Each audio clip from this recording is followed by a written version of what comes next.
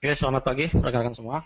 Selamat pagi di Morning Briefing pada tanggal 16 Oktober 2014. Kita mulai, sementara akan dibawakan oleh saya. Pada Morning Briefing kali ini saya tidak akan banyak mengulas masalah fundamental yang cukup detail, namun saya akan membahas beberapa fundamental saja atau berita. Pertama, terjadi penurunan yang cukup signifikan sebetulnya pergerakan di dolar indeks terlihat pada chart. Terjadi penurunan sebesar 1.536 poin pada pergerakan harga kemarin, dimulai pada jam kedua, yaitu di angka tertinggi 86.009. Kemudian drop setelah data-data Amerika Serikat yang dirasa cukup buruk yang terjadi pada satu hari kemarin, yaitu di retail sales-nya juga membawa pengaruh yang besar terhadap pergerakan. Terbaca retail sales yang terbaca minus 0,3%, lebih buruk daripada forecast maupun bulan lalu. Forecast minus 0,1, sementara bulan lalu terbaca 0,6%. Kemudian juga data yang terlihat selanjutnya dari sisi inflasi, di sisi produksi juga membawa pengaruh yang menambah pengaruh jelek terhadap market, yaitu minus 0,1% pertumbuhannya, dibandingkan dengan bulan lalu masih berada di 0%. Di forecast cukup optimis sebetulnya, namun dikeluarkan atau diumumkan itu jelek, yaitu minus 0,1%. Begitu juga retail sales yang terbaca month to month juga monthly terbaca jelek dari 0,6%, forecast 0,1%, keluar minus 0,3%. Kemudian core PPI juga cukup buruk, dari 0,1% ternyata keluar 0,0%. Empire State Manufacturing Index juga terbebani dengan pengumuman di bawah dari forecast, yaitu 6,2 dari forecast 20,3, kemudian bulan lalu ternyata 27,5. Business inventories month to month juga ternyata lebih bagus daripada bulan lalu, ya 0,4 menjadi 0,2. Nah, inilah yang membuat pengaruh terhadap pergerakan harga dolar yang terjadi sehari penuh. Bahkan untuk hari ini terlihat juga mendekati pengumuman terhadap keputusan stimulus sendiri membawa pengaruh yang tidak membantu keputusan tersebut. Namun kita lihat nanti seperti apa, karena kejutan-kejutan yang akan terjadi untuk akhir bulan Oktober ini nampaknya akan terjadi juga dengan fluktuasi harga yang cukup menarik. Kemudian terrespon pelemahan dari dolar sendiri, merespon dari pergerakan gold sendiri positif sebesar $28 dari harga terendah dimulai kemarin satu hari penuh di 1221,62, maksimal terbaca di 1249,51. Pengaruh terhadap penurunan dolar sendiri langsung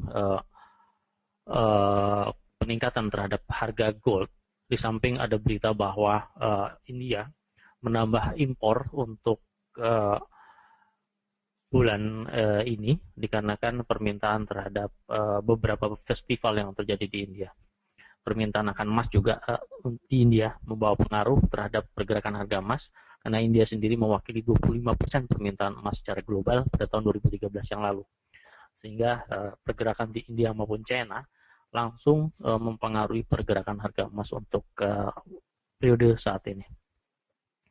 Kemudian juga estimasi dari beberapa analis, atau ada estimasi dari Kementerian Perdagangan India juga yang memperkirakan nilai impor emas yang terjadi di India naik 450%, lebih tinggi daripada tahun sebelumnya. Cukup amazing, sehingga ini juga menjadi trigger terhadap peningkatan harga emas untuk pergerakan hingga akhir bulan ini. Kemudian yang lainnya yang tidak kalah menarik adalah merosotnya harga minyak. Nah, harga minyak terus merosot dimulai dari awal bulan di angka 92,92 hingga harga terendah kemarin terbaca di 80.15 telah terjadi penurunan sebesar $12 atau 1.293 poin. Tidak-tidaknya alasan yang mempengaruhi penurunan harga minyak ini ada 4 ya sebetulnya yang saya catat minimal, yaitu pelemahan ekspektasi pertumbuhan yang terjadi di dunia. Kemarin IMF juga memperkirakan penurunan pertumbuhan dari beberapa negara. Nanti kita lihat hasil yang diumumkan pada awal Oktober yang lalu, sehingga membawa pengaruh juga terhadap permintaan terhadap minyak, karena ternyata pertumbuhan yang menurun itu didominasi oleh negara-negara industri atau manufaktur yang membutuhkan bahan baku minyak sebagai penggerak industri, sehingga juga ini membawa pengaruh terhadap para pelaku pasar untuk pelepasan posisi atau penurunan harga. Kemudian juga penguatan US dollar yang terjadi di mendekati pengumuman terhadap keputusan stimulus risk off atau risk on yang terjadi pada akhir bulan Oktober ini juga mempengaruhi pergerakan harga minyak terus mengalami kemerosotan. Kemudian yang cukup menarik adalah cadangan crude oil Amerika Serikat ternyata meningkat cukup signifikan, dibantu dengan produksi shale oil dari Amerika Serikat yang memberikan data yang cukup amazing, karena sangat besar pengaruhnya, sehingga diperkirakan persediaan Amerika Serikat pada tahun 2020 akan meningkat tajam, sehingga Amerika Serikat yang tadinya sebagai importir harga minyak menjadi eksportir utama, mengalahkan dari Arab Saudi. Ini juga memberi pengaruh terhadap pergerakan harga minyak untuk saat ini. Kemudian juga ada isu perang harga minyak dunia. Kemarin telah juga diumumkan bahwa satu perusahaan besar di Arab Saudi, yaitu Aramco, memangkas harga minyak, jadi menjual harga minyak di bawah harga pasaran. Isu ini bisa benar dan bisa salah, namun begitu menjadi perhatian juga bagi kita para trader untuk memperhatikan bahwa peperangan harga minyak untuk saat ini terjadi dengan maksud adalah melemahkan para pesaingnya, termasuk di situ para pesaing dari Iran sebagai eksportir minyak maupun dari Rusia. Dan ini juga beberapa kali diulas dalam beberapa ulasan-ulasan para analis. Namun begitu kita harus membuktikan juga bahwa isu ini benar atau salah, ya kita nanti lihat seperti apa pada akhirnya. Kemudian ini IMF Growth Forecast, saya hanya menampilkan global bahwa terjadi penurunan di beberapa forecast untuk 2014 pertumbuhan dari IMF ini ya. Jadi laporan ekonomi dunia yang dilakukan oleh IMF pada awal bulan Oktober kemarin diumumkan, ternyata global mengalami penurunan sebesar minus 0,2%. Kemudian juga dari rata-rata dunia ternyata turun lebih besar lagi, yaitu minus 0,4%. Kemudian China yang mempunyai tingkat pertumbuhan yang cukup signifikan di atas 7%, ternyata diforecastkan oleh IMF juga mengalami penurunan sebesar 0,4%. Kemudian negara baru yang meningkat ternyata juga, yaitu Brazil, diforecastkan menjadi minus 0,7%. Sementara dari Amerika Serikat menurun juga sebesar 0,2%. Anda bisa baca dari laporan-laporan IMF secara detail sendiri. Dari beberapa negara terlihat juga cukup mengkhawatirkan. Kemudian juga dari laporan tersebut ada beberapa catatan-catatan yang memberikan arahan sepertinya pesimis bagi organisasi ini untuk melihat ke depannya dari pertumbuhan dunia dari ekonomi. Nah ini dia data mengenai persediaan Amerika Serikat terhadap harga minyak yang terus meningkat dimulai tahun 2007. Ya. Di sini juga terus meningkat, yang manakala pada saat yang sama terjadi penurunan terhadap permintaan harga minyak dunia cukup landai, namun cukup curam terhadap peningkatan supply dari harga minyak, sehingga terlihat 2015 dibandingkan dengan tahun-tahun sebelumnya secara gradually meningkat, sehingga ini juga membawa pengaruh terhadap pergerakan harga minyak ke depannya. Demikian beberapa ulasan fundamental yang saya rasa cukup menarik untuk didalami. akan saya lanjutkan dengan perkiraan terhadap technical analysis ya.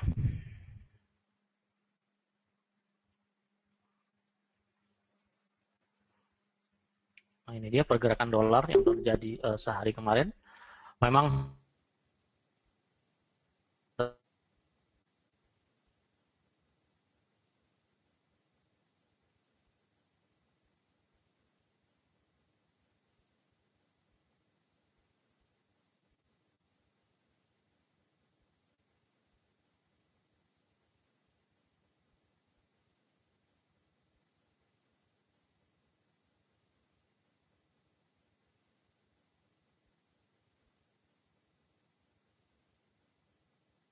dua candle ini, 1 dan 2.